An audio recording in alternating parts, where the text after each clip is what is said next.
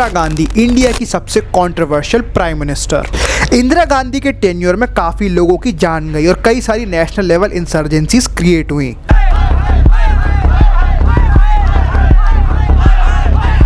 Delhi, a pitched battle between Hindus and Sikhs, because the Congress Working Committee's recommendation to form a separate Sikh state to be called Punjabi Suba.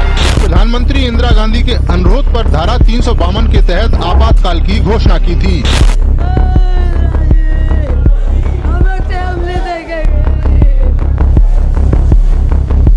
लेकिन इस video में अपन इंदिरा गांधी की बात नहीं करेंगे, पर एक ऐसी प्रॉब्लम के बारे में बात करेंगे जिसको सर मैडम प्राइम मिनिस्टर ने इंडिया में एंटरटेन किया और कहीं ना कहीं यही प्रॉब्लम आगे जाके उनके बेटे राजीव गांधी की भी डेथ का कारण बन जाती है।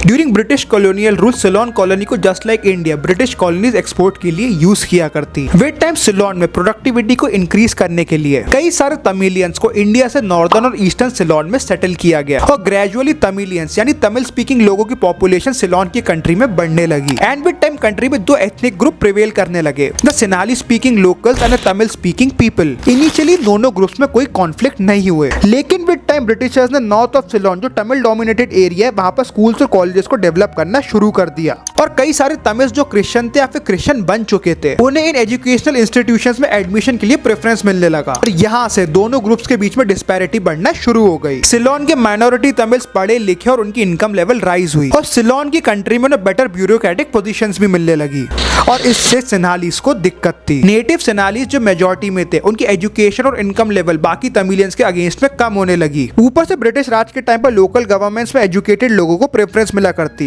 यानी कि उस टाइम पे सिलोन की कंट्री में एक मेजॉरिटी को माइनॉरिटी लीड कर रही थी और यहाँ से सिनाली और तमिलियंस के बीच में इकोनॉमिक और सोशल टेंशन बढ़ना शुरू हो जाती। अब ये 1948 में ब्रिटिशर्स सिलोन को छोड़ देते हैं और फिर officially the country of Sri Lanka form होती है। अब after independence in 1948 post independent Sri Lanka majoritarian government को फॉर्म करती है, यानी कि जो पॉपुलेशन श्रीलंका में मेजॉरिटी में थी उन लोगों ने सत्ता बनाई, यानी सिन्हालीस।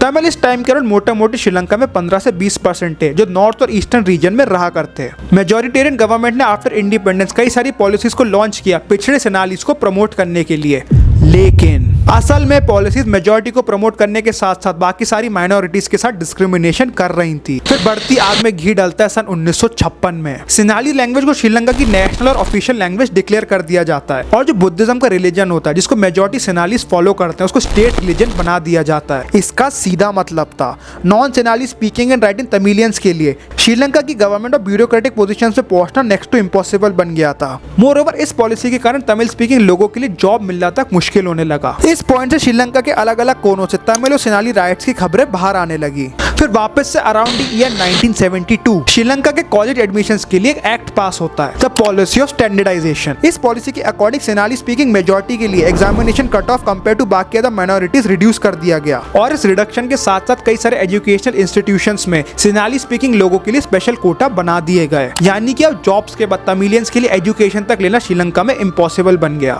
इसी मेजॉरिटेरियन डिस्क्रिमिनेशन से परेशान होकर सेम ईयर 1972 में वेलुपुल्ली प्रभाकरन नाम का 17 साल का स्टूडेंट तमिल न्यू टाइगर्स नाम के एक स्टूडेंट प्रोटेस्ट ग्रुप को फॉर्म करता है और ये 1972 से ही 17 साल का प्रभाकरन और उसके दोस्त श्रीलंका में छोटे मोटे अटैक्स करते हैं। छोटे मोटे अटैक्स के साथ साथ ये ग्रुप दोराईप्पा स्टेडियम में बॉम्बिंग कर देता है। फिर ये 1974 में श्रीलंका के प्रेसिडेंट जो सिन्हाली मेजॉरिटी स्पीकिंग लोगों की तरफ से आते हैं नॉर्थ ऑफ श्रीलंका में अपने इलेक्शन कैंपेन के लिए आते हैं। अब याद रखना मैंने आप लोगों को बताया था उस टाइम पे नॉर्थ और eastern part of Sri Lanka Tamil dominated areas थे, तो जब श्रीलंका के प्रेसिडेंट नॉर्थ के रीजन्स में कैंपेन के लिए आते हैं प्रभाकरन और उसके तमिल न्यू टाइगर्स के लोग उन पर बॉम्बिंग कर देते हैं। प्रेसिडेंट तो जैसे तैसे बॉम्बिंग से बच जाते हैं, लेकिन कई मासूमों की जान जाती है और लाखों का नुकसान हो जाता है। फिर अगले ही साल 1975 में तमिल टाइगर्स का रेबेलियन ग्रुप श्रीलंका के एक मेयर और उनके 3 एसोसिएट्स की जान ले लेता है और इस इंसिडेंट के बाद तमिल टाइगर्स पूरे श्रीलंका में इनफेमस हो जाती है और कई सारे अलग अलग Tamil rebel groups Tamil new tigers होकर ज्वाइन कर लेते हैं और यहाँ से LTTE की फॉर्मेशन शुरू होती है। प्रभाकरन को तमिल लोग अपने न्यू यंग ब्लड लीडर की तरह देखते हैं और वापस अगले ही साल 1976 में दुनिया का सबसे खतरनाक rebel group liberation tiger of Tamil Eelam organisation officially form होती है।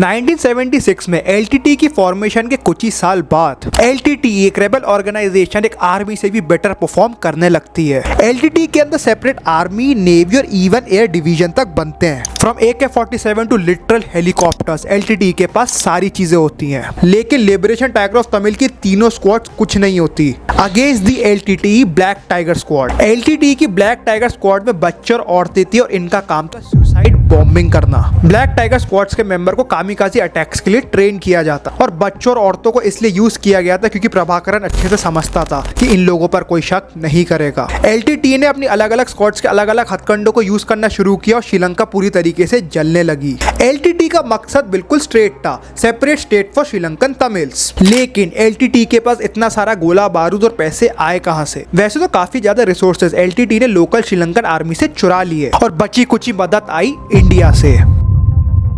College students across Tamil Nadu are set to intensify their protest today, asking the centre to move a separate resolution against Sri Lanka. And the funeral of 26-year-old Muthukumaran, he's the man who died after setting himself on fire. That funeral was held in Chennai today. We want the government to take a firm stand against the ceasefire, against the persons who are killing innocent people. We want to cease.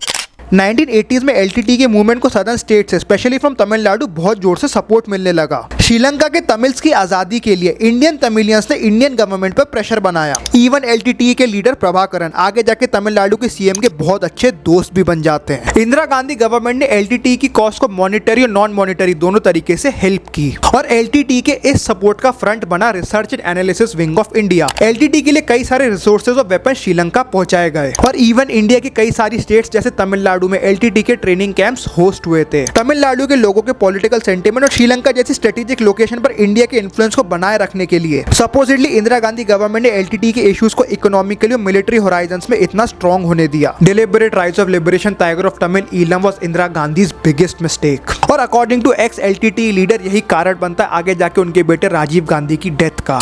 तुम लोगों ने इंदिरा गांधी के tenure में एक pattern notice किया? एक problem को खुद से खड़ा करो या फिर कोई एक एग्जिस्टिंग प्रॉब्लम को बहुत बड़ा हो जान दो और फिर उस प्रॉब्लम को लेवरेज करो अपने पॉलिटिकल इंटरेस्ट के लिए। अब सर मैडम प्राइम मिनिस्टर को भी पता होगा कि वो उस टाइम पे LTT को लेकर आगे क्या सोच रही होंगी, लेकिन उनकी जो भी सोच थी वो कंप्लीट नहीं होती क्योंकि 31 अक्टूबर 1984 में इंदिरा गांधी जी का असैसिनेशन करवा दिया जाता है। इंदिरा गांधी की डेथ के बाद राजीव गांधी इंडिया के अगले प्राइम मिनिस्टर बनते हैं। In the forefront and the front rank of the nations of the world in the service of mankind. और अपनी मदर की तरह ही इनिशियली वो LTT को पूरी तरीके से सपोर्ट करते हैं, लेकिन 1985 के अराउंड श्रीलंका में वायलेंस एक नई हाइक पर पहुंच जाता है। एक ऑफिशियल रिकॉर्ड पर श्रीलंकन गवर्नमेंट एक क्लेम तक करती है कि जो medical supply Rajiv Gandhi government ने इंडिया से भेजी थी LTT के लोगों के लिए, उसके अंदर असल में वेपन्स थे। प्रभाकरन कई बार इंडिया आता और तमिलनाडु के चीफ के साथ साथ राहुल गांधी से भी दिल्ली में मिलता है। दिल्ली में प्रभाकरन और राजीव गांधी की बैठक टर्म सेटल करने के लिए होती है, लेकिन प्रभाकरन नहीं मानता, यानी कि LTT को श्रीलंकन तमिलियंस के लिए सेपरेट स्टेट चाहिए ही थी। तुम लोग समझ रहे हो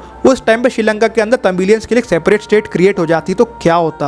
अगर श्रीलंकन तमिलियंस को सेपरेट कंट्री मिल जाती तो इंडिया में खतरा बनता स्टेट के अलग होने का और राजीव गांधी गवर्नमेंट ये नहीं चाहती थी। इसलिए इंडियन गवर्नमेंट उस टाइम पे अपने टर्म्स को लेकर बिल्कुल क्लियर थी। इंडियन गवर्नमेंट प्रभाकरन को इंश्योर करते कि तमिलियंस को श्रीलंका में इक्वल रिप्रेजेंटेशन मिलेगा, लेकिन उनको कोई सेपरेट स्टेट नहीं मिलेगी। और वहीं दूसरी तरफ LTT को सेपरेट स्टेट ही चाहिए थी और इस कारण से राजीव गांधी और LTT के बीच में रिलेशन खराब होना शुरू हो जाते हैं। 29 जुलाई 1987 श्रीलंकन गवर्नमेंट और राजीव गांधी गवर्नमेंट के बीच में Indo Sri Lanka peace accord sign होता है। इस अकॉर्ड की टर्म्स के अकॉर्डिंग उस टाइम पर तमिलियंस के लिए श्रीलंका के अंदर सेपरेट प्रोविंस प्रॉमिस की गई थी। Remember, separate province not a separate state. और भाई दूसरी तरफ श्रीलंका ने इंडियन गवर्नमेंट से हेल्प मांगी और इंडिया ने भरोसा दिलाया कि LTT अपने सारे वेपन्स को सरेंडर कर देगी, यानी कि इंडियन गवर्नमेंट LTT के सरेंडर को फैसिलिटेट करेगी। तुम लोगों को अकॉर्ड्स के टर्म समझ आ गए? इसमें एक दिक्कत है। अरे भाई, मैटर श्रीलंका और LTT के बीच में तो इंडियन गवर्नमेंट कैसे आके LTT के लिए अकॉर्ड को साइन कर सकती है? 29 जुलाई अकॉर्ड के साइनिंग वाले डे से अपन एक दिन पीछे चलते हैं। 28 जुलाई वाले दिन LTT का लीडर वेलुपुली प्रभाकरन दिल्ली में था। तमिलियंस के लिए सेपरेट प्रोविजन का प्रपोजल राजीव गांधी ने थैलीपन के सामने रखा। उल्टा प्रभाकरन ने बोला कि अगले दिन अपन वापस मीटिंग करेंगे टर्म्स को डिस्कस करने के लिए, लेकिन अगले दिन प्रभाकरन को बिना बताए राजीव गांधी श्रीलंका पहुंच जाते हैं और LTT के बिहाफ में पीस अकॉर्ड को साइन कर देते हैं। यानी कि एलटीटी का लीडर तो दिल्ली में था और इंडिया का लीडर श्रीलंका में था। अब इनिशियली तो कई सारे तमिल रेबल ग्रुप्स अपने वेपन्स को सरेंडर कर देते हैं, लेकिन प्रभाकरन के श्रीलंका वापस आने के बाद एलटीटी के रिवोल्ट्स वापस शुरू हो जाते हैं और इंडिया पीस कीपिंग फोर्स जिसको श्रीलंका में डिप्लॉय किया गया तो उन्हें ना चाहकर भी वेपन्स को इस्तेमाल करना पड़ जाता है। और यहाँ जैसी न्यूज में पता चलता है इंडियन आर्मी तमिलियन श्रीलंकन के ऊपर वेपन्स को यूज कर रही है, उसी समय इंडिया की सदर्न स्टेट स्पेशली तमिलनाडु में इंडियन गवर्नमेंट के खिलाफ रिवोल्ट होना शुरू हो जाता है। तमिलियंस तमिलनाडु में प्रोटेस्ट करते हैं, वहीं दूसरी तरफ श्रीलंका के नॉर्थ और ईस्ट रीजन में ब्लड बात हो जाता है। इंडिया की सदर्न स्टेट्स रिवोल्ट करती है, श्रीलंका के प्राइम मिनिस्टर का घर जला दिया जाता है, सड़कों पे लोग मारे जाते हैं। यानी कि पीस अकॉर्ड को साइन करने के बाद पीस के अलावा श्रीलंका में हर चीज होती है। 1987 में एलटीटी के 17 मिलिटेंट्स को श्रीलंकन आर्मी ने अरेस्ट कर लिया। तो उनकी रिहाई को सपोर्ट करने के लिए एलटीटी का यंग लीडर थेलीपन भूख हड़ताल पे चला जाता है, लेकिन सैडली 14th डे पे थेलीपन की भूख हड़ताल के कारण डेथ हो जाती है। और थेलीपन का इन्फ्लुएंस श्रीलंका पे कितना जोरदार था तुम लोग स्क्रीन पर देख सकते हो।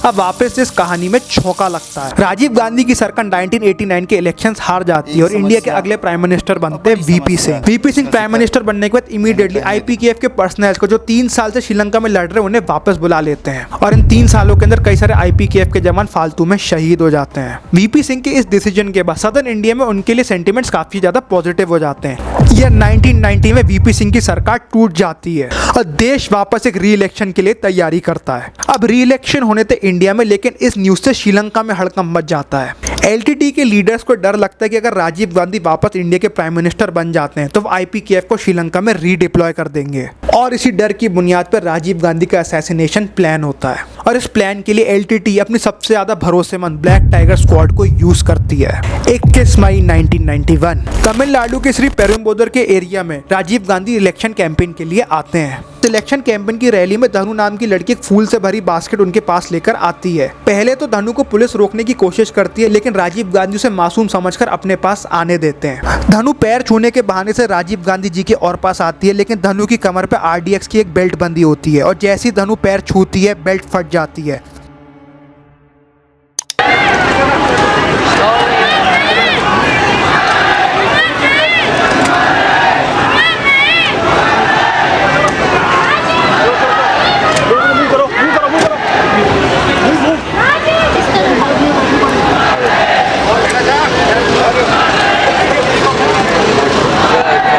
राजीव गांधी के असैसिनेशन के बाद इंडियन गवर्नमेंट का श्रीलंका में इन्वॉल्वमेंट बिल्कुल मिनिमल हो जाता है और इंडियन तमिलियंस तमिलनाडु में राजीव गांधी के असैसिनेशन के बाद एलटीटी के कॉज को इतना सपोर्ट नहीं करते।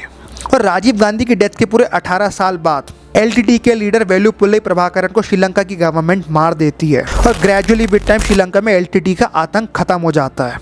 एलटीटी की इस एक आग को इतना बढ़ने दिया कि आगे जाके इसी आग में इंडिया के भी हाथ जल गए।